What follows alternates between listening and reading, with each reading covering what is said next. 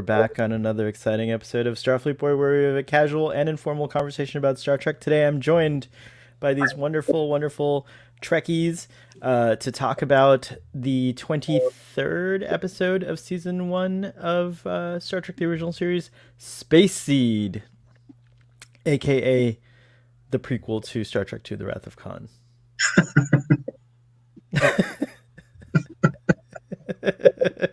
Does father just say no defiantly? No, like a prequel is something that you make that I know. No, I know. I'm being a dummy. Correct order. So it's not really a prequel. It's like just like the predecessor. All right. Yeah. Sounds like the same word to me, but it's okay. Jill is here, and allergic to Retinax is your screen name today, which is really awesome.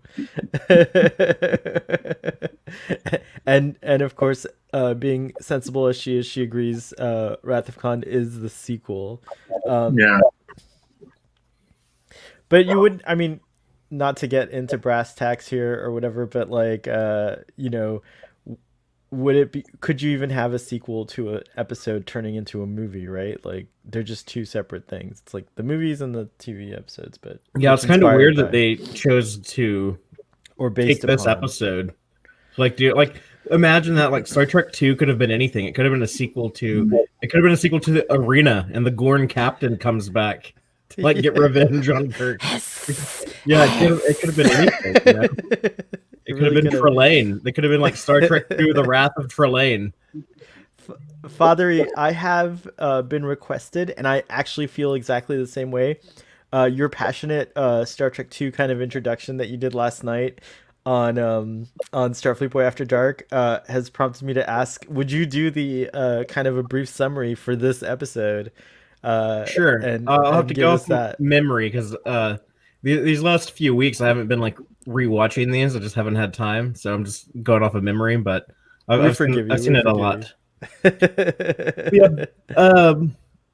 The quick and dirty short version of the story is the Enterprise comes across this old relic of an Earth ship. It is the SS Botany Bay from 1996. It was actually carrying hibernated. They're in hibernation. I don't know. Do they actually say like cryogenic? I was about to say like cryogenically frozen, but they're not really like frozen. They're just kind of asleep. Yeah, they're what did he call it?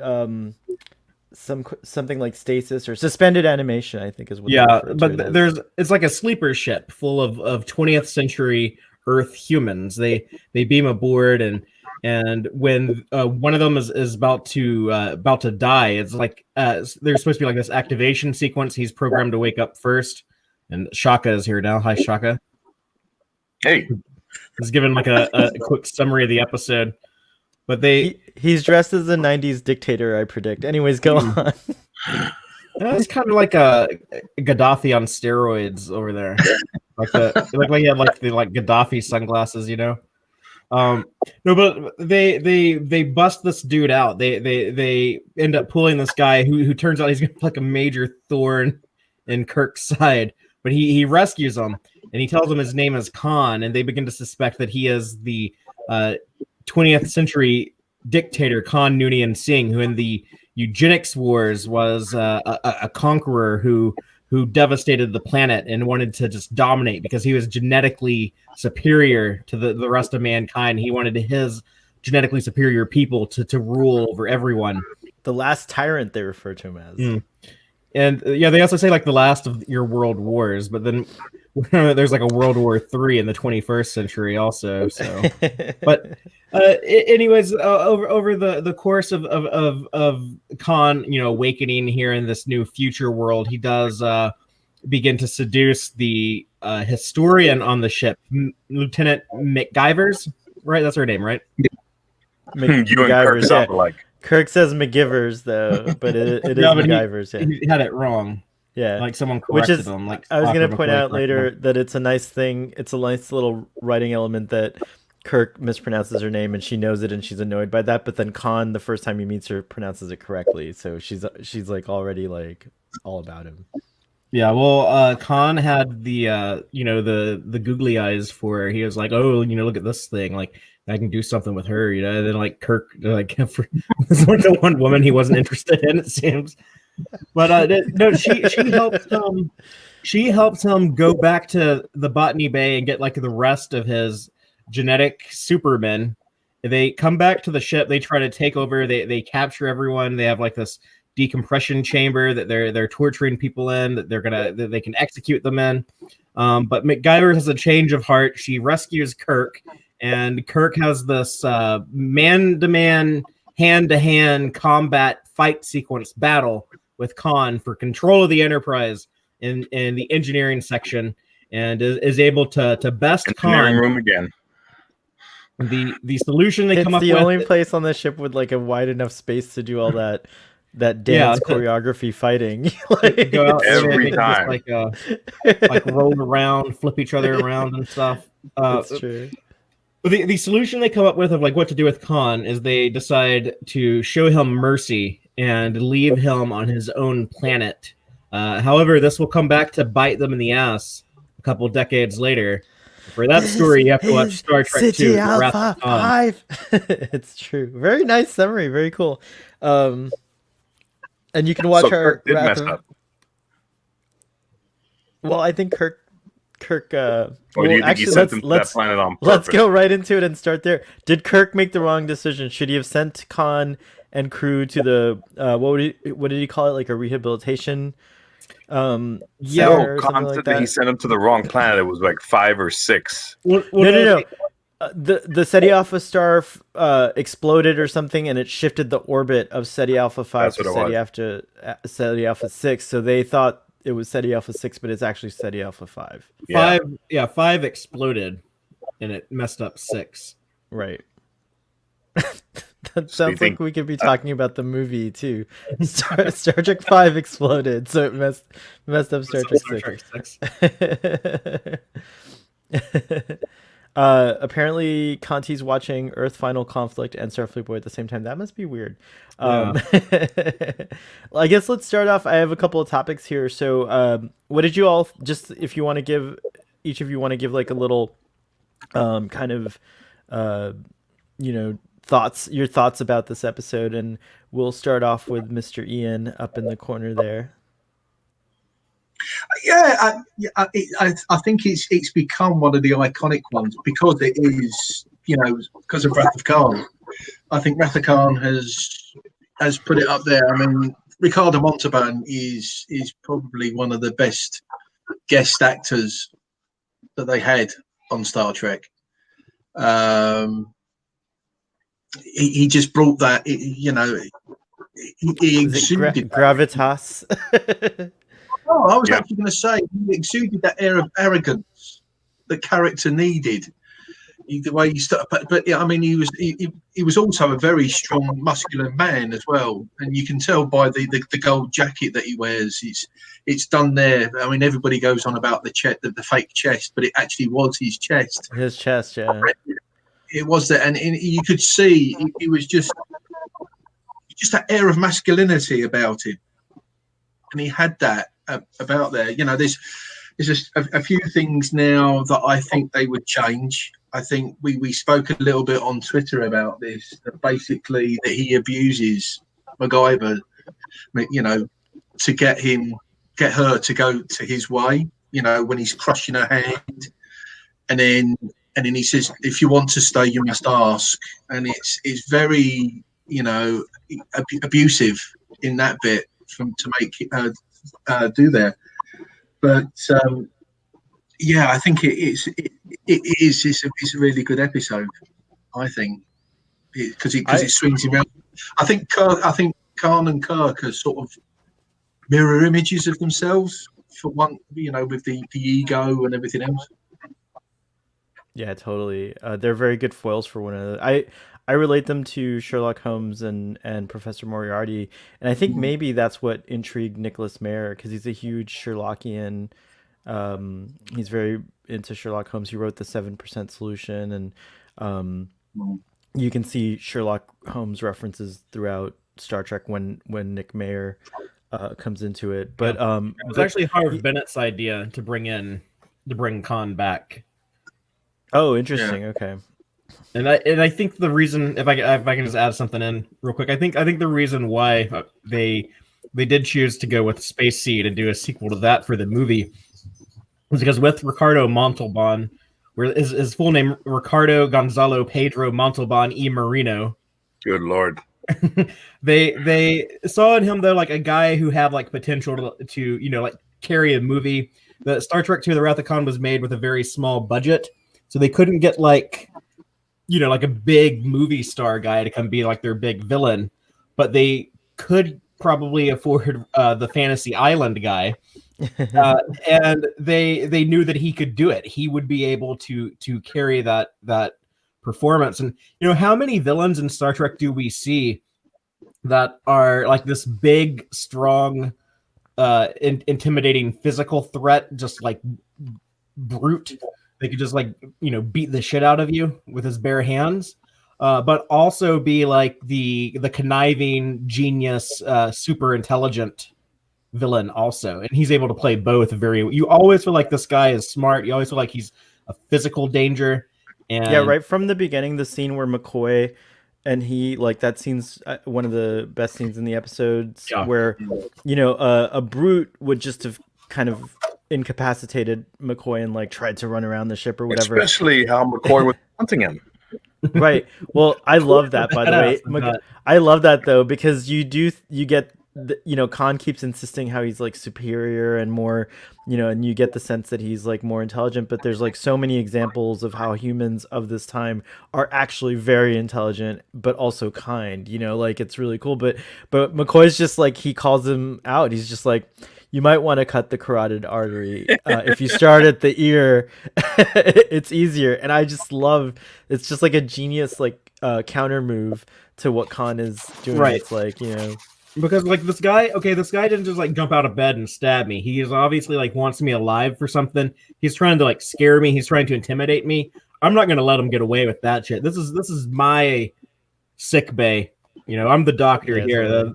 Like you ain't gonna scare me, son. Yeah.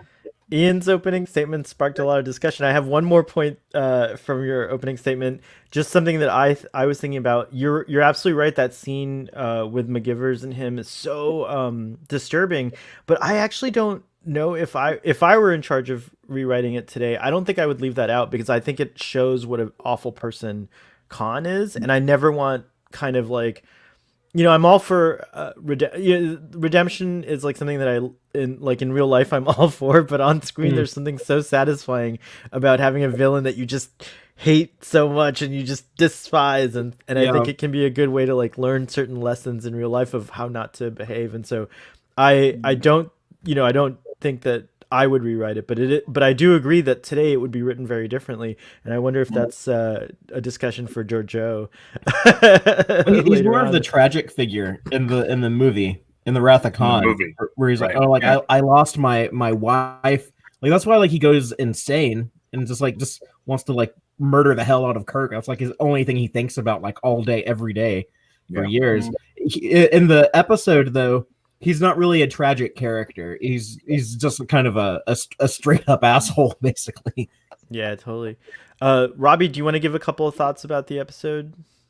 Yeah. I think Khan's he's a very cunning person, but I think his anger, it stops him from making the right decisions sometimes. And obviously that anger comes from a difficult past, as Avery was saying about his wife. And I think it would be really interesting to learn more about his past. Obviously, we got some more in the film, but he's just a really interesting character, even though he's so evil and he's so power hungry. Yeah, totally. Wow, look at that. Wow, what is that? Oh, cool, the Eugenics Wars. So you've read the book series, yeah? No, this is. I actually found it in a shop. So this is the Eugenics Wars. You can't. Oh, very cool. I found it in oh blimey, a charity shop. It was only literally about a couple of pounds. and it's one that I will read. But obviously, it's that iconic look from TOS that you've got on the front, and it goes through there, and I think it's a trilogy, if I remember rightly. It's the rise and fall of Noonian Singh, and this is volume 1. It's so funny. It's so funny to think that his rise to power and his fall was happening in the 80s and 90s, and that the Botany Bay was launched in like 1993 or built in the earlier it launched in 96. But that book explains how all of that worked. And like in that book by Greg Cox, he explains how there was this whole like secret war that we didn't know about. Oh, interesting. Which is something that a lot of folks kind of feel like is happening now with cyber warfare and all these like kind of that's very interesting. It's a really interesting thing, and they even say in the episode at some point that under Khan apparently there were very few massacres or like almost no massacres, right. and like there was actually he did achieve a sort of twisted stability for the time that he was in power. Apparently the trains ran on time. The trains ran on time. Thanks, Robbie. What about you, Shaka? I just wanted to make it awkward. Sorry. So I'm just focused on that one scene with him and MacGyver's, because I've seen so many relationships in Miami going through that same thing, and that's why I wouldn't touch that scene if they remade it now, because that's very truthful in what happens today. This sort of machismo, overpowering machismo over women, and like this sort a lot of people don't understand it, but women can't break free from a man that shows his power on her like that. And I don't think he was googly-eyed for her. He was being a tyrant. He was seeing strategy in her, like, oh well, she works for the ship, this is my access key that I have to the ship, just using her to gain and knowing that she likes him or has, I don't know, some kind of flair for him. Knowing this, he used it against her. And it's just, that's pure evil when you see something like that. I've had a lot of friends that have told me they're like, oh, this is my girlfriend and she doesn't talk to me. And he's like, no, it's okay to talk to him, man. He's cool. And I'm looking at him like, you have that kind of power over her? Like, that's insane. Of course, we don't even talk anymore because of that. That's really awful. It makes me want to be a vigilante and go liberate all these poor people. But that scene is so, I don't know. It's again, Star Trek is so ahead of its time when it comes to this kind of thing. But that scene, I don't know if they wanted to do that, but whether they wanted to or not, it's very realistic, and that's why I wouldn't change a thing in that. I didn't go back and research it, but I do believe it may have been a somewhat of a commentary on that. But by the way, this episode was written by, I have it written down here. Oh, I don't have it written down. Darn it, bad Starfleet boy. Do you remember who wrote it, Fathery? I think it was Gene Kuhn who did the story, right? If I'm not mistaken. Maybe. I think it was him, and also the director Mark Daniels. I did look that up.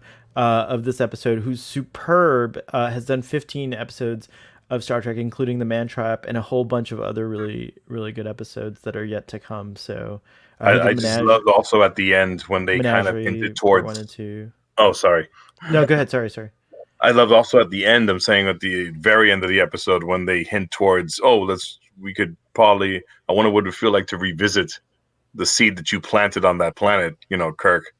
And as someone who maybe, where we could pretend that the movie wasn't going to be made or whatever, it would be cool to, like, as back then, imagine if they make a movie about this. This would be actually very interesting, Harv Bennett did imagine that. That's cool. Continuum Trek says, I found it weird there were no evidence of the eugenics wars in Voyager 2-parter Futures End, like it never happened. Who's a Voyager person here? So in that episode, they go back in time to the 90s on Earth and they meet Sarah Silverman. Oh, I know. I know of the episode. I haven't. But there's like no eugenics war. There's like walking around like, oh, we're just like in LA in California in 1996, and everything is like normal. Doesn't So Janeway talk about in that episode? Because I've seen this clip when I was doing like research on time travel. Doesn't she talk about how like how casual it could be that things can be changed in the past, and perhaps that like that's the explanation for it or something like that? Khan is from like an alternate time. Well, I don't like that because I don't want like all of Star Trek to be like all these different timelines. But the secret underground war kind of explains that still, like what you were saying. There's like... two explanations for the eugenics war, I think, that you can go off of. One is that it happened in the 1990s, kind of secretly, and like the Greg Cox novel, and it was kind of hidden from the public. But there's still like all this death and misery and stuff that comes. It was all a training exercise. The whole thing was a training exercise. I mean, like that book cites a bunch of like real life stuff, like what happened here in Texas in Waco back in the 90s, and like some different events like that where like there's like this weird government stuff going on. I think back before September 11th, kind of like government conspiracy stuff was more fun in fiction. Now I think it kind of borders on poor taste, and we see how loony the conspiracy community can become. But that's kind of one explanation. The other explanation would be that the eugenics war actually didn't happen in the 90s, but happened like later in World War III. There's a little bit of evidence for that. You know, Khan in The Wrath of Khan talks about like 200 years ago I was a prince, and it's more like kind of lined up with the 21st century. Spock does in Space Heat. He calls the eugenics war like the last of the world wars. So you could kind of think of it as, well, maybe they just got like the date wrong. The eugenics war actually happens in like the 2030s or something like that. He like also first contact.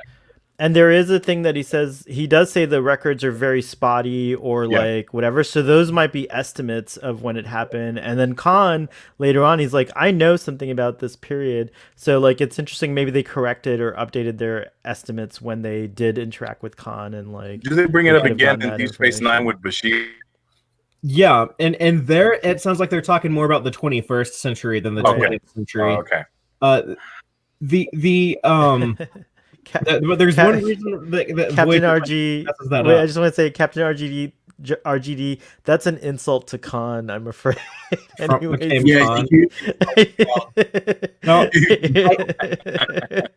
Trump is a weird figure. I would definitely believe that like he could be like some type of like genetic mutant.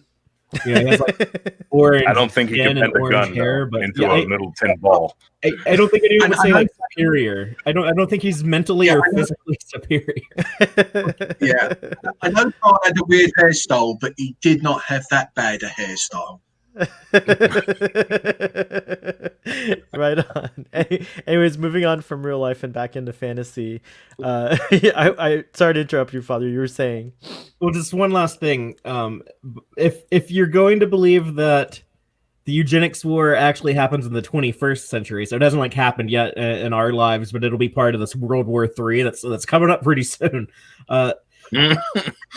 Actually, in that Voyager episode, when we see 1996, there is like a little model or picture or something of the Botany Bay that's in that guy's office or something. Oh, interesting. I didn't see the episode of it.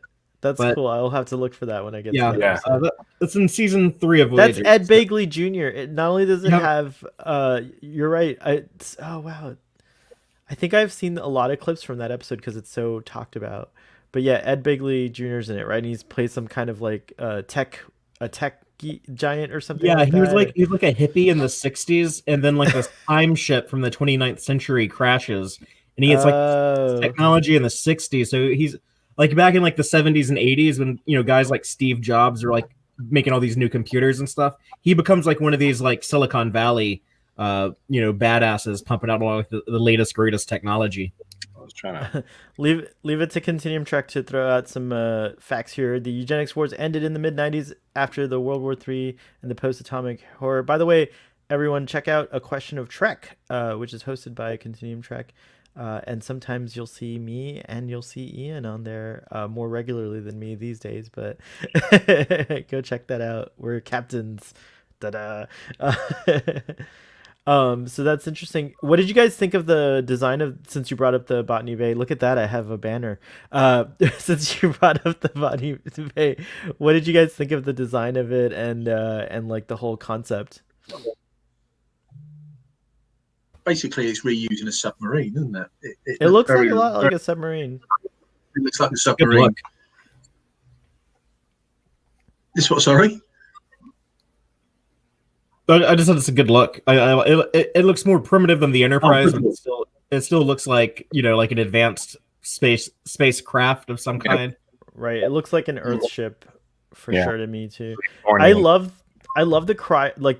the halls with the set that they built with the not the cryo chambers but the suspended animation chambers, and I love that the netting that Khan is wearing and stuff like that, because you could imagine that it's like technology to sustain the body and preserve it, you know, as well as netting. I don't know how thick those windows are, but Kirk's got some powerful hands to be punching through that.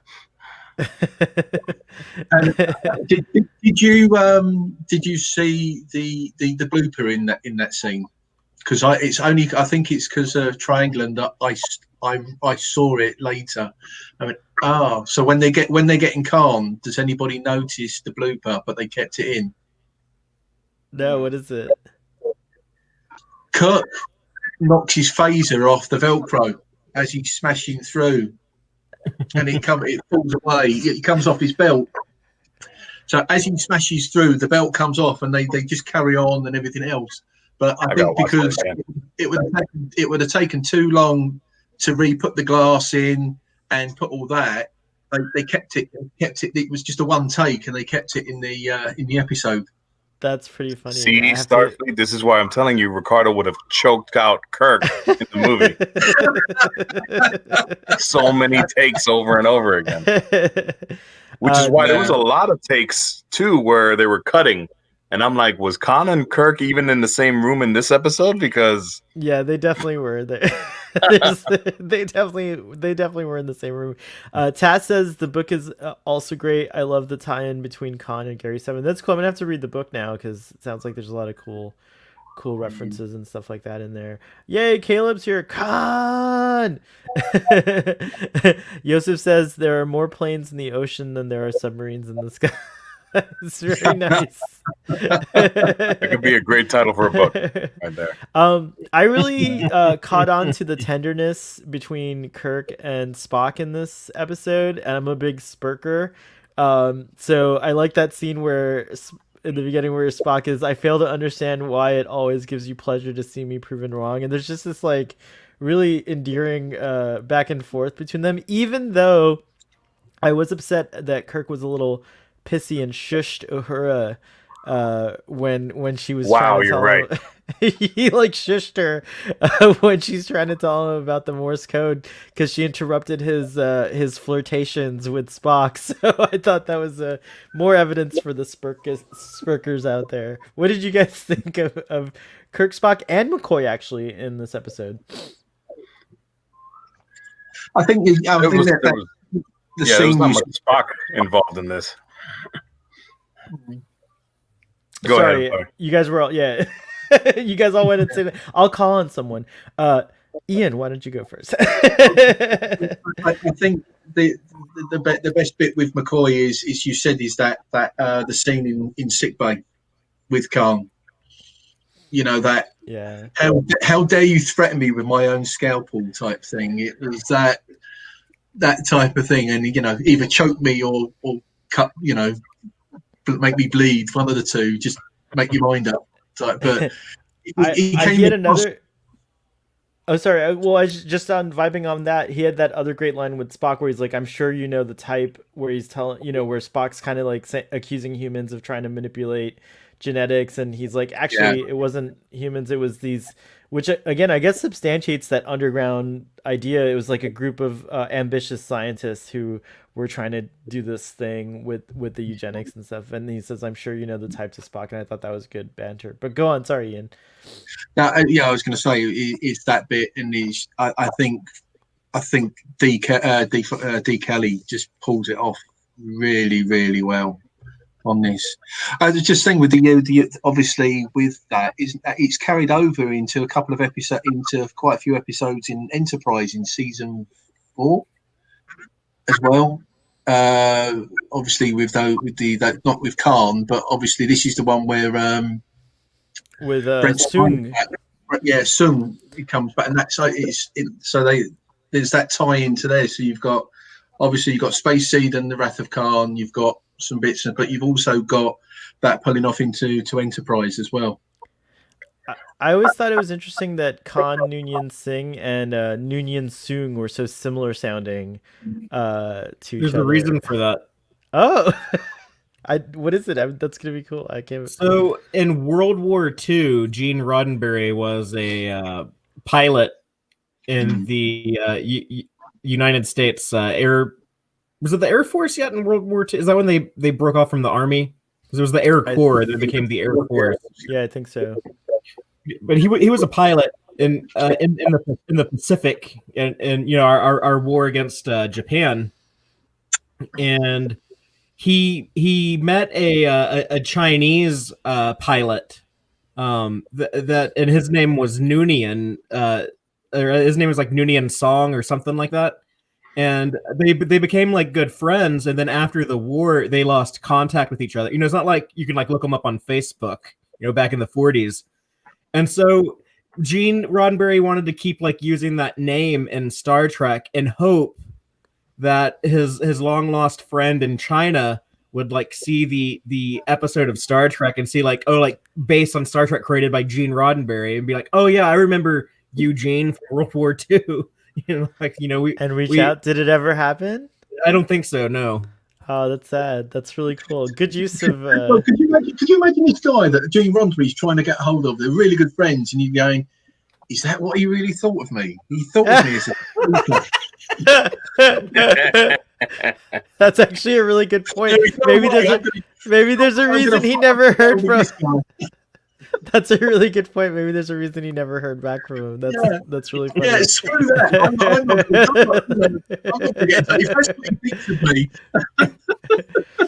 Yay, Rock Tiger Design is here, responsible for the look and feel of Starfleet Boy, which we love so much. I'm so excited. I got all my graphics for season 2 and season 3 today, and it just like threw me over the moon with enjoyment. So I can't wait to share all that wonderful artwork with you guys.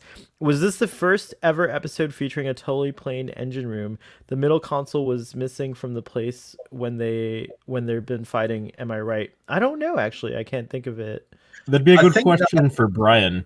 If you want to like shoot him a message, whatever he's doing right now. I think they used it before in oh blimey, it was just in last week's Court Martial, because doesn't he fights him in the engine room again? Then I think it's completely clear. Remember they did the lap around that transistor, that transformer? That wasn't there this time though. No. Yeah, it makes sense. I think you're right. Oh, that engine room, it's very modular. You can move stuff around in it and stuff like that. So that makes sense. You could run a marathon in there. What do you mean move stuff around? A marathon. It's all plug and play. It's all plug and play. Caleb Richardson says the one thing I did not like about this episode was their using a Mexican actor to play an Indian actor. Stellar performance, but the makeup was just awkward. I don't know. Did they say that they were? Or did they you assume? Marla like totally is like, he's of North Indian descent, blah blah blah. Okay. All that stuff. This was just a common practice. Then it's still a common practice today. Right. Yeah, I mean, we're getting better as an industry. Yeah. I think the show business is getting a lot better with John Wayne casting. Playing a samurai. It was those days, I'd rather see a Mexican actor do it than a white British actor. Yeah. Hint, hint. Star Trek Into Darkness. And there's another reason why they did that in Star Trek Into Darkness, because they had thought of using a Latino actor again. At one point, they thought about getting Benicio del Toro to play Khan. Oh, interesting. But I think he didn't want to do it, or he was busy or something like that. But they they did think about getting like a guy more appropriate to like a Indian ethnicity. I would have happily played Khan. It would have been But a ridiculous Khan, but I would have played it. they were scared. They were scared of like reinforcing the stereotype of like brown people being terrorists. I see. And so they were like, well, let's go with a white guy instead. But yeah, I think if that movie just came out like a few years later, like after like sort of like Scarlett Johansson debacles of like her playing like Japanese characters and stuff. Mm-hmm. I think if it just came out like a few years later, they would have realized like, oh yeah, we probably shouldn't do the white British actor. Was Ricardo Montalban popular in that first episode, or was that one of his first guest starring roles? That's a really good He'd question. been around for years. He'd been around for quite some time. He was in black and white movies. He had done quite a lot. He was quite famous, I think. Wait, was he mainstream yet, or this was just like a? I think he was just very. He was probably the same as like D. Kelly and Shatner at the time. Like they all had like a prominence to, they were TV. I think they're big TV actors. All of these guys. Because what I'm shooting for is then they shouldn't have done Cumberbutt, because they could have gone for someone along that same line, being more matching to the character ethnic wise. I think actually, Shah Rukh Khan, who's an Indian actor, I think if they were going to cast as an actor of Indian descent, Shah Rukh Khan, whose name is Khan, would have been an interesting choice, and he's like world famous, and so it would have been interesting to have him. Believe it or not, that's sometimes that's how Hollywood is. It's like, oh, Benicio doesn't want to do it. Oh, well then we'll go towards a white actor, and it's like, there's other ethnic actors out there. It's not just Benicio, dude. You can go look. Conti in the chat has actually brought up. I mean, I was thinking it when we were talking about it. Why didn't they bring back Alexander Siddig? It would have been fantastic. Conti to play the role of Khan. It would have been really great. Really, really good. That would have been an interesting twist too. Yeah, it's true. It would have been amazing. Yeah. But yeah. By the way, Carrie Wilbur was the story writer for this episode. With Gene L. Kuhn. Yeah, with Gene L. Kuhn, who did the teleplay. And then as far as Ricardo Montalban goes, Chaka, around this time, let me see, just like 19, what is this, 60, 62, 8, 69, right? Let's see. So he was just like in a bunch of, but he has like, but he has a ton of credits before Star Trek. Like I'm looking over here, he's been performing since like 1942. It says here. Yeah. He was in like a lot of like Mexican movies, and then. But was it a lot of guest stars though? Right? Not main. No, it looks like he may have been a film star up until 55, and then he broke into American television around that. He's in a lot of TV shows. Like I think he plays like a Native American in Bonanza, or like one of the Western shows back in the 50s and 60s, and totally. See, and I again, if it's too much, yes, I'm against it. But if you have a man that's Mexican, that has the same skin tone to look like a Native American, to look like an Indian, I'm all for it. I really am, because it's acting. You're portraying a character, as long as it's not a documentary, and that you're acting out as that character. As long as it's not fiction, or nonfiction. As long as it's fiction, it's fiction. You're saying, right? If it's fiction, it's fine. Because fiction can be fun. Yeah, but some people take it to an extreme. But I understand the extreme for me is if you are a white male and they have to, let's say, tape your eyes back to look Asian. Yes, that's wrong. Because then you're making fun of the character. I think. I don't think it goes from DiCaprio's performance in Gilbert Grape would fly now. Honestly, because of how sensitive people are. Leonardo DiCaprio's performance in Gilbert Grape, What's Eating Gilbert Grape, I don't think that performance would fly nowadays with how sensitive people are now. I don't know. That's a good question. By the way, I love that movie. It's one of my favorite movies. I'm just saying, like, for me personally as an actor, though, if you match the part, if you look the part, and it's a fictional thing like space and all that, it's fine to portray an Indian character. I think it's fine. I really do. Well, you are like how you he are the portrayed Native American. You are You the know? actor's voice. That's very interesting. I think the debate just goes on, and I don't know. I don't have a definitive opinion on it yet, but I do Yeah. lean heavily on the side of like, if possible, and you have a great actor, just And within if, reason, the character. right? But If the the character's attempt within is reason. made, I think if the attempt is made to cast ethnicities in the same, with a person of the same ethnicity, then I'm happier than if it wasn't made at all. So that's As long as that's the way I message see it. is delivered. That's what I'm saying. I don't have a problem with, because it is acting. This is acting. This is what we do. We act, and we love jumping into other people's skin, other characters' skins, and becoming them.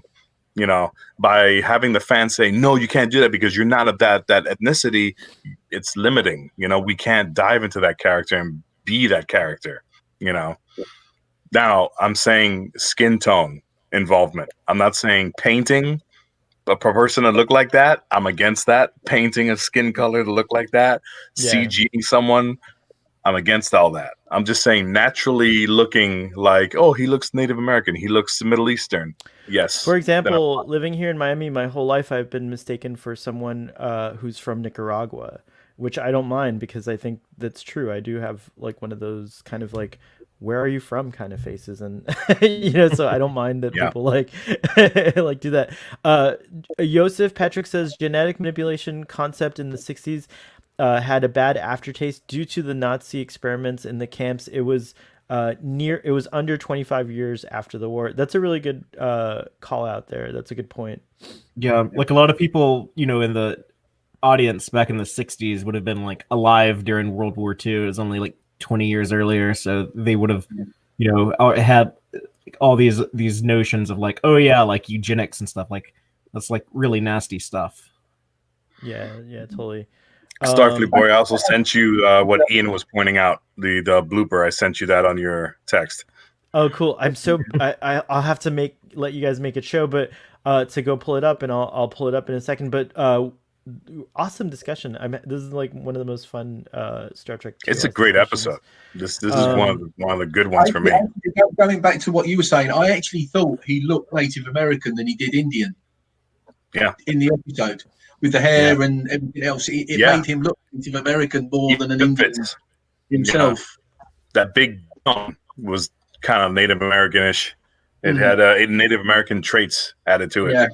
Yeah. His hair tied back and all that. Yeah. I'm gonna try to do this two things at a time here, but Marla MacGyver's. Whoops, I did a Kirk there. What did you guys think? What did you guys think of Marla MacGyver's? And let's start off with Robbie on this one. I'm a bit conflicted whether what Cam did with her should have stayed in the episode, because it's important to highlight these realistic problems and to educate people that this is wrong. He's portrayed as a bad character, so what he's doing, you don't take away that that's something you should do. Obviously, it's distressing and it's disturbing, but it's supposed to be, because you're supposed to learn from them. Sorry, I was on mute. Nicely stated. I think that's interesting. I liked her character. I thought it's interesting that there's a historian aboard the Enterprise, and that Kirk was kind of dismissive of that role, even. Story. Why do we have a historian on board? Like he even says it, like, let's finally put her to work, because she's just hanging around the ship. Mind you, look how pissed off was she when she got called up for the landing party. She was like rather. She was. Christ's sakes! She's on there for a free ride. That's what she's on there for. Yeah, she just wanted to paint. She's like, I get paid to just paint. Oh man, I got to go on a mission. Oh man, but it is very like Gene Roddenberry, his idea of Star Trek and Starfleet and these future humans, that on this Starfleet ship there would be a historian, and people would like to do art and like practice the arts and like paint in their quarters when they're off duty and stuff like that. So it kind of takes Starfleet like a little bit out of like the modern day traditional military and gives it more of like what that future of like people who like value exploration and like academia and like enlightenment and that very like Roddenberry idea of the future. Very nice. Plus, she has like the thought- best anime eyes I've ever seen too, with the little sparkles inside of them. Like, was that a first? Yeah, I'm conflicted. I'm conflicted about this character because she is a victim, and she's played the victim, and then she sort of redeems herself at the end. But that's got that internal conflict in herself. When Carney's killing Kirk, she's conflicted for the obviously she loves Khan, but obviously Kirk is her captain. Yeah, she's right. She's lust. Yeah, lust. She just wanted to bonk his brains out. Yeah, we know that. But there was that bit, with Kirk as well, because obviously at the end she rescues Kirk. So it's the victim part that I didn't particularly care for, and I thought she portrayed women quite negatively. A lot of people don't care for that, but let me tell you, man, the way that's usually how things end in a lot of those kind of power relationships, where the man is too much for the woman and she finally realizes and she wants to break away from him. But I think the ending was weak because the alternative is a little too strong, because the woman usually ends up dead when she breaks away from that kind of person, usually. And I've seen that in a lot of relationships. I think I find her I find her character intriguing because she's very much a product of this society and the values of the Federation and the values that the other characters are all kind of exuding. Where I think the episode kind of fails her is that I think that and this is just like, again, Star Trek kind of will do this over and over again, is like, I think she was portrayed, to what Ian was saying, as like weak and succumbing and unable to like control her desires and that sort of thing. I think that just on paper though, like her actions kind of do interest me, because on the one hand, like being a historian, and it seems like her focus was on these very like these like very influential and like brutal leaders, like, because she has paintings, if I'm not mistaken, of like a Viking. Leif Erikson is one of the paintings that she did, right? Like Napoleon, like stuff like that. She has a fetish for like dictators. She has a fetish for dictators, basically. But she I wants think to be dominated. So, but what I think was, and by the way, I do love that scene where you see that she's even starting to paint him, and like that like there's like this little scene of that and stuff like that. It's very complex. It's a lot to unpack. I think we could have like whole discussions just about her. There she is. So pretty. It's trying to find the anime eyes. The anime eyes, yeah. That when she stares at him, it's amazing those sparkles that come out of him. Like find you someone who looks at you the way that Marla McGivers looks at Khan. I have it right here. I'm gonna cue up the anime eyes because I have it right here. but hang on, just to bring my point home for a second though. What I did find interesting though was, and again, I don't think it was executed as well as it could have, but I like that even though Khan is like this brutal figure, he respects her betrayal in a sense, and like yes. I think he kind of like whereas once Shaka was saying like, and I agree with that, where he was just using her as a tool to get to the ends of his means, the fact that she did stand up to him and that she did betray him to save these people that she loves, like, which he would do for his 80 some odd crew members as well, like, I think that he really respects that. And then I think he like his wall, so to speak, comes down when she decides to go with him, and that's what makes, I think, Star Trek 2 even more tragic. I kind of like was tuned into this idea of that, like, maybe Marla as demented as her love and affection for him is, like maybe if she had survived, it could have changed Khan for the better, perhaps. But her death actually solidified the worst things about him, and it makes him an even more tragic, like person. Because now he's just like obsessed with Kirk and blames him for the death of someone he really ended up admiring and loving, whereas first he was just using. So I think that stuff is really interesting, and it's there. I don't know if I'm adding my own thing into it, but that's my little Marla thing. I think I just sort of going on that line. I actually, what I find quite interesting, where they twisted it slightly for Wrath of Khan, they chose to go to that planet. Excuse me. Because obviously, Khan quotes Milton. You know, better to rule in hell than to serve in paradise. And he says it will be hard. But in Wrath of Khan, he says, "Oh, he marooned me here. I'm going to maroon you like you marooned me in the center of a dead planet." When they were left there, it wasn't, and obviously then it Ceti Alpha 6 explodes and it shifts, and obviously that's where it's going. But they actually relish that going onto the planet and try to dominate and conquer that planet. I think it shows though Khan's mindset, how he's just twisted. Like the revenge is all he's obsessed with, so he'll use any kind of like thing he can attribute to that is going to be But you're right. That's very it is all Kirk's fault. Poor Kirk. Like in Khan's mind, it's just like everything is Kirk's fault. Yeah. Caleb has a great point that I want to highlight. As someone with autism, we on the spectrum have been fighting the concept of eugenics since developmental disorders were first discovered in the 1800s. It's a really, really good point. And it's true. I think that like, just gosh, if we keep going down this path, we could lose a Stephen Hawking's, because if you could develop, who knows how much his condition played into his brilliance, so like I think we do have to sometimes take the disadvantages that we're given and try to turn them into advantages, even though it's hard, and sometimes it's like hard to emotionally bear and things like that. I do think that the world is better for it to not like lose people just based on a disorder or something that we think might be a defect or something like that. So it's a really good call out. I'm against like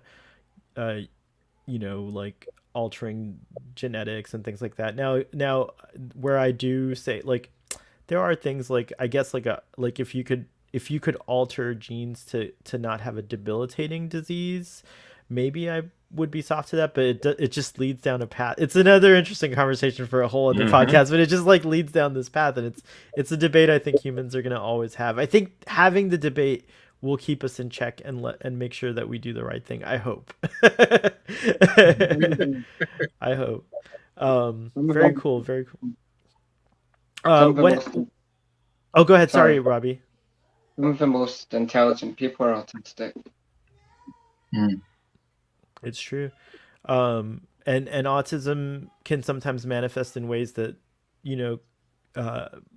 could give people gifts that others don't have. There's like an artist that I follow who can just like, you can fly him over a city and he'll recreate it exactly, like windows, everything, like just everything. He's just seen it once, no photograph, and he can just recreate the scale and the detail just from his mind. I think that's an amazing gift. I think that's like a really wonderful thing, and he falls on technically on the autism spectrum. Yeah. So yeah. Very, very interesting stuff. What is the more Marla? Well, she has gorgeous eyes. Sparkle. And there's the sparkle that's achieved with a filter, and they soften often when they're trying to show beauty on Star Trek the original series. They'll use the soft focus as well, which happens a lot, and you get that music that doo doo doo doo doo. I was mesmerized. Like, wow, our eyes are diamonds. We talked about so much. I want to talk a little about Kirk and Khan's chess match throughout the whole episode, and how like, basically Kirk outsmarts him at every turn, and this is a thing that he also holds a grudge about, and he continues gets really aggravated about that in Star Trek 2. but I just kind of like the scene that stood out to me was like throughout the episode Kirk is kind of like trying to the whole thing is like Khan won't reveal who he actually is, right? Because he wants that advantage for as long as possible, and then they finally find out who he is. The dinner scene, But for yet example. he's still arrogant in that because he could have easily called himself Jeff. Could you imagine? He still is like, Khan, damn it! I want my name out there. He's so prideful. Yeah, He's he too could have been Jeff. They would never have found him if he went by Jeff. The wrath of Jeff. That's actually genius. I also like that moment of like their kind of 20,000 Leagues Under the Sea, like dinner with the captain. Yes. Yeah. I like when he good analogy with that. When he stands up. They start trying to like pin him as Khan Noonian Singh, and he wants to like leave, and he stands up and he's like, ladies and gentlemen, I grow fatigued again. It's like, and whenever I want to get out of a social situation, I just do that. I should just be like, ladies and gentlemen, I grow fatigued. I'm gonna use that line. Yeah, so, like, he does it. He does it earlier. Steve. He does it earlier too in sickbay when Kirk first meets him, and he's doing these like he called Kirk. That's the thing. He called him over, and he's like, I grow fatigued. Right, yeah. But he's like doing this thing like I'm getting tired, like my memory, like I'm a little shaky or whatever. But in Star Trek 2, Montalban recreates these same hand gestures, and I was like eating up how close the two performances were, and I was just like, he watched himself on numerous occasions, didn't he? Because when he first doing it, he was doing it as in Fantasy Island, and he said it's just not working. So he watched Space Seed so many times until he got it again. So that's probably the gestures and all that stuff. That's the talent that's lost with actors too, man. You have to like study the character you revisited a lot, because I've seen a lot of movies where they revisit a character and he does not act like him again. I'm like, man, you could tell he didn't study what he used to do. The gestures, everything, all that matters. It really does. Yeah. We're kind of like how Marina Sirtis in some of the Next Generation movies, she kind of forgot how to do the Troy accent. She starts slipping more back into her like her normal English. She's from Hackney. I think it's a borough of London. It is. Yeah. They have a strong like Cockney accent, like people from there. Like that's if you hear her talk in real life. Well, wouldn't it be a Hackney accent if she's from Hackney? I don't know. Well, it's because it's basically you get. It's called a London accent. They go Cockney. Cockneys. You've got to be born under the sound of the Bow Bells to be a true Cockney. I love my nickname. When I first joined the Air Force, they used to call me the Cockney because I was born and grew up in London, and then I moved. Sorry, that's text. So I moved out of into Kent, which is a county just outside London. But yeah, I got nicknamed Cockney purely because they just said all Londoners are Cockneys, so it's that. One of those things. Again, sorry. That's my phone. No, I love it. That's fine. Allergic to Rednecks. Jill wants to know what would have happened to MacGyver's if she stayed and got court-martialed. I think she would have like just been forgotten. I guess like she would. Yeah, just like that. Damn, I forgot his name. That question Spock on that planet with the cave people. She would have been thrown in with him. Leslie, I think that's Leslie. They would have put her on trial, and they could have had the attorney from Court Martial show up to defend her. The last part of this Kirk and Khan chess match, which I really enjoyed, especially with Star Trek 2 kind of coloring backwards the performances in this movie, in this episode, was when he does confront Khan. He puts him in a red shirt first of all, which I think is hilarious. I saw that too. I was like, no. It's like, oh, it's like a direct message. But even though we know that's a myth, by the way, but But also, I love that Khan and here having this back and forth, and you expect Khan's like throwing the insults like hard, like he's just like talking about how like inferior humans are, like how he's not impressed by any of the advancements in humanity in the last like 200 some odd years, how technology is like the focus. Yeah, he and favors like, technology, but not the man behind it. right, like that. Well, he's just throwing all these insults at Captain Kirk, and you would but Kirk is such a cool character, and he goes and he says what he says, "Thank you, you've answered all my questions," and just walks out like a badass. I think that's him laughing at the superior intellect, and you could tell Khan's like totally like he like in my opinion, Khan's like that's like a total win move right there. That's like a checkmate almost, and Khan's like so pissed off. And then everything after that, like Just Khan like at the dinner when he told him, he's like, "Excellent, Kirk." Excellent. Right, like yeah, he's very impressed by Kirk. He's like, Kirk "I see what you're doing, you son of a bitch." What I've always liked is he's very impressed by Kirk, but Kirk is totally unimpressed with Khan. He actually thinks of him as like more of like a nuisance, and so I just really love all that stuff. Calm, doesn't he? He really does have. He has the measure of calm. He can put. He knows he knows what buttons to push. Yeah. To get him, it's the bit also to show his true colors, right? Like he knows exactly. Yeah. Because it's that one line, and you said it. I laugh at the superior intellect. And then he just loses it, and it's full power, damn you, and off he goes. It's calm. Yeah. Do you guys have any additional thoughts on that? You're right on the money with that. Yeah. It's just, I think Wrath of Khan's just made it a more iconic episode than it would have if before. I got the pun. It's an iconic episode. Yeah, it is iconic. It's true. It is. I think before Wrath of Khan, it's just a Star Trek episode. It's up there. Then obviously you get Wrath of Khan, and it's elevated it that much more because you have that sequel of the Wrath of Khan to go with it. I think that's where it goes. It kind of informs some of this, like what I was saying earlier about like in the summary about like Khan having like the googly eyes for MacGyver's. That I was thinking of like, well, in the Wrath of Khan, they established like he did actually care about her. But if you just go off of like this episode, like Shaka pointed out, you don't see that in Space Seed. That's something that they add later. It's true. Mm. That's true.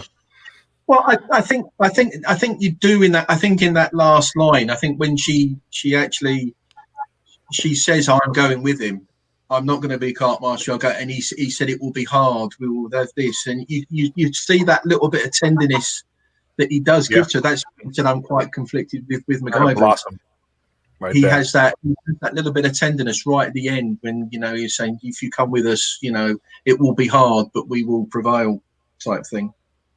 Thank you, Dakota Terry. I think this is your first time commenting. We really appreciate it. Hey guys, love the discussion.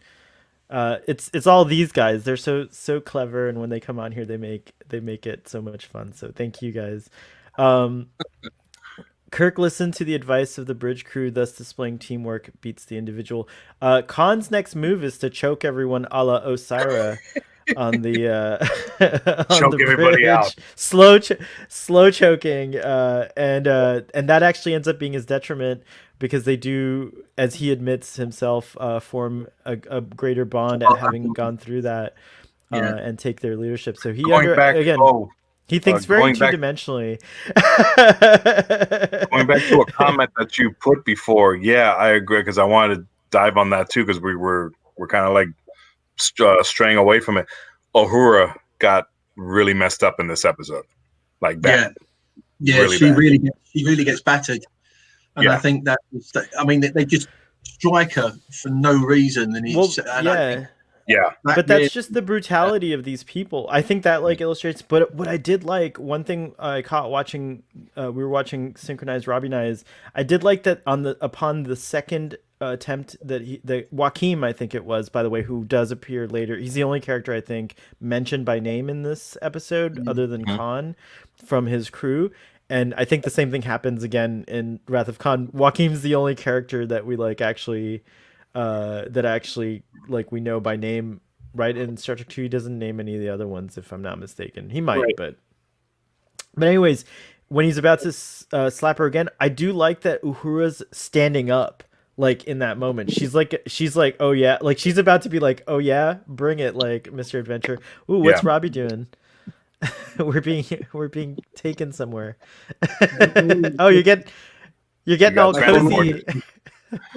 My phone is just running out of battery, so I had to plug it in. Oh, nice. All right, cool. I thought you were getting cozy. Don't worry, we won't be on too much longer. We'll kind of wrap it up. We'd like to keep these at about an hour. But I wanted to ask what you guys thought about the romanticizing dictators scene. I thought that was an interesting scene. I'm against it. I don't like it. Yeah, at that's all. like a really weird thing that people in the future would kind of like I'm with Spock on that one. Gentlemen. That's What are you doing? like Spock didn't understand that human behavior. I kind of feel like what we've seen of like Spock now, like of him like growing up with a human mother and now with like a human foster sister in Star Trek Discovery. And like how he's like been in Starfleet for a while, and like, you know, he knew Pike and all these other humans and stuff. I think he should have like understood like the human behavior a little bit better there. But this is the first time I've ever watched this episode and thought about that. It's all like things that they've added on after this episode came out, so you can't blame the episode. But yeah, it is a little weird to hear people kind of like you know, speak so positively about some of the evil this horrible historical figures that we've had, but they don't really, I don't know, it's not like they never mention Hitler. I guess it'd be like the obvious one, or like anyone like that. It's all Castro. like, You know. it's more like The ones they tend to romanticize is, and we do it today, is like Caesar. You probably think Caesar was a bastard, to be honest. You know, he was the head of the Roman Empire, and he just didn't give a toss about other people. He just cared about the Romans and the Roman Empire. But And Alexander the Great is often romanticized. romanticized in films. I think that's. I mean, we have done that today quite a bit. So, I mean, Alexander the Great, we still call him to this day, thousands of years later, Alexander the Great. We don't call him like Alexander the asshole, you know, Or the Conqueror, yeah. he's still romanticized. yeah. It's Genghis refreshing to Khan. hear that. It is refreshing to hear this sentiment and this tone, because it means we're moving past that kind of like glorification of these like, you know, one leader types. Even though I am a monarchist, I apologize. I know everyone here is not, but look at Robbie shaking his head. I'm so sorry, Robbie. I'm such a bad role model. So the defiance of the crew scene was another scene that really stood out to me. We were talking about Uhura, so to bring it back to that for a second, but I really loved how Khan was like certain that these tactics of his would work on them, and it doesn't work at all. They're all willing to just die. Yeah, he was positive. Yeah. I think the one thing that comes out of that as well, that comes out when she comes out really well because she stands up to stop hitting Uhura. She tells him to stop. So that I give that, you know, that's back in her favour. You know, for somebody who's so weak, then all of a sudden she has that strength to turn around and say, "Look, stop it, stop hitting her." Yeah, he like crossed. I guess he crossed the line, and then I love that she like uses that like perception he has of her being weak to get out of the situation and be unnoticed as well, because she's like, do I have to watch this? And he's like, I'm so disappointed that you don't want to, but yes, you don't have to. And I thought that was really good too, because she is kind of using she's using that perception of his weakness against him. So Marla does save the day in the end, so I do respect that she does do the right thing and actually comes in. And the whole retaking of the Enterprise scene was so great. Like, I actually thought about the finale of Disco and this, like, I know it's like a stretch to kind of like draw parallels, but I guess these are tropes that like are used over and over again in Star Trek, right? Like retaking the ship from the bad guys and stuff. But this was like done really well for I thought it was just done really well. Like I love the whole like, even though I think like communicating across all channels was a big mistake because Khan knows exactly what's going on. Like, it ruins the element of surprise that Kirk's getting I there. love Scotty's sucker punch when the floor got gassed. He could have left. They wouldn't even notice, but he had to take that shot and then leave. Scotty didn't know what to do in this one. Like Scotty wasn't as big of a character in these earlier episodes. It's not really like until like season 3 that they start putting Scotty in every single episode. Yeah. But here he has a big part. He's in it as much as like Spock and McCoy. Yeah. Yeah. It's true. But what do you guys remember or love about the retaking of the Enterprise scene? Like, what do you guys Sucker think punch. of that? That was like your thing, Ravi. I loved it. think Kirk's fight was quite good. I like the fight. Yeah. Yeah, the fight was good. But I have when he 5 crushed times the your laser- strength. By the way, what do those engineer? Yeah, he does. What do those engineering rods do? By the way, other than they're really good Beat clubs. Khan to the floor. The hell out of somebody is what they do. Yeah, it's true. Swinging around like Kirk. Yeah. What do you guys think that? Khan's got a glass jaw? Khan's got a glass jaw because he goes down so quickly. He's down with a couple of bits. He's like some British heavyweights we used to have in the past. They used to be really, really powerful, and then bang on the chin, they're down. I love that glass jaw. He is taken down. I mean, he's taken down for the plot, right? We're like 10 minutes left in the episode, sort of. So we got to do something quick and kind of resolve it. Yeah, like wrap it up. It's true. But the fight sequence was great. They even used the cage that protects the warp core or whatever, and like he like leaps off of that and he's choking him with his legs. And Kirk and Khan look so different in a couple of those fights, though. It was weird. Because they're like, kudos to the stunt individuals, but yeah, it is very apparent. Well, I don't think Shatner had his own stuntman then. Like, nobody thought that people would be watching this 50 years later streaming in high definition where you could like pause and freeze frame it and look at it. They thought that, okay, people are gonna tune on their TV to this channel and watch it one time and then maybe it'll get like a rerun in the summer and no one will ever see it again. They thought for sure that was what's going to happen. They're like, yeah. Well, who would have thought? No one will notice. Years later, you have these people talking on the internet, talking about these bits. Saying, he doesn't look like him. He just doesn't look like him.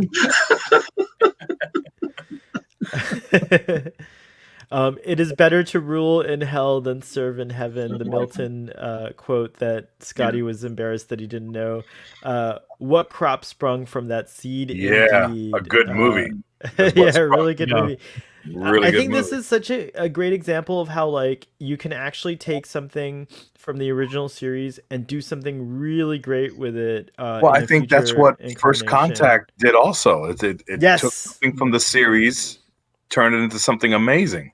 Yeah. I think that's where Star Trek started dying out, is with the new episodes, because they had nothing to go for or go from except for the movies.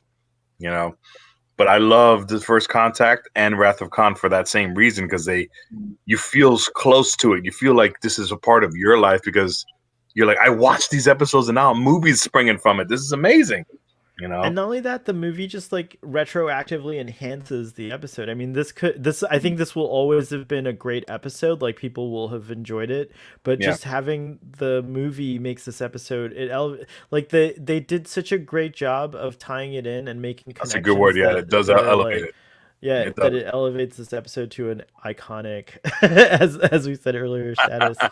I guess let's get to some closing statements and give your ratings, gentlemen. I will go first. I give this episode a solid 11 out of 10. I think it's like a hallowed episode. It's one that I would definitely, I love this episode. I love revisiting it, and I would love to, whenever people say like, what are the episodes I should watch of TOS, this is definitely included among them very highly. So that's my rating. Father, you want to go next? Sure. Yeah. I consider this episode to be like essential viewing. It's one of those iconic ones that if you're only going to watch like the top 5 or top 10 Star Trek the Original Series episodes, this needs to be on that list. I'll give it 9 beardless Sikhs out of 10. Nice. We didn't even talk about that, but very good. It's true. Yeah, because like men in the Sikh religion, like they're supposed to like keep their beard, right? And wear a turban, and he doesn't do either one. Either of those things. It's true. Very, very good point. Mr. Shaka. Oh my God, no! This episode is, again, it's one of the way better episodes that I've watched. More than that, it's an episode that I remember as a kid still, because you've got me started watching these episodes again, and I'm like, damn, there's like a whole new thing, because I don't even remember this. There's like a whole new Star Trek I'm watching, but the Seed is definitely one that I do remember when I was young. So that means that it stuck, man. It was good writing. It was just good presentation, and then a movie sprung from it. So that's an easily 10 out of 10, easily for me. Easily. Excellent. Mr. Robbie. 9 engineering rods out of 10.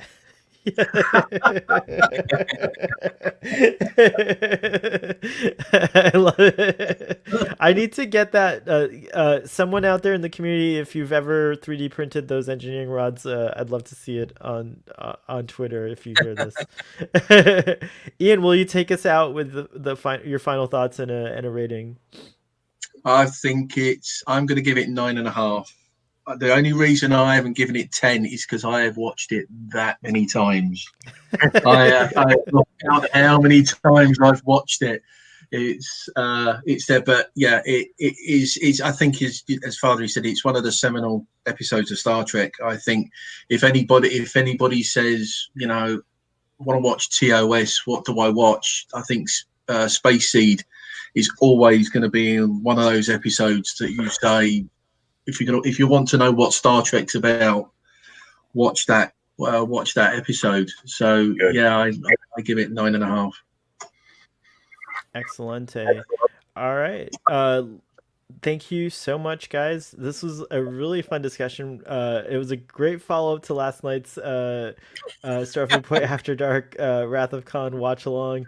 Ian, you were tucked in bed nicely, so I would have invited you to that, but there's no way at 3. It'd be like at 4 a.m. at your time. Yeah, yeah, for sure. And same with you, Robbie. But yeah, if you guys get a chance, go watch that. If you enjoy hearing fan commentaries, I actually started playing a little bit of it with the movie just to see how it reads, and it's really fun. I like doing it. We might do more of those watch-alongs in the future if we can.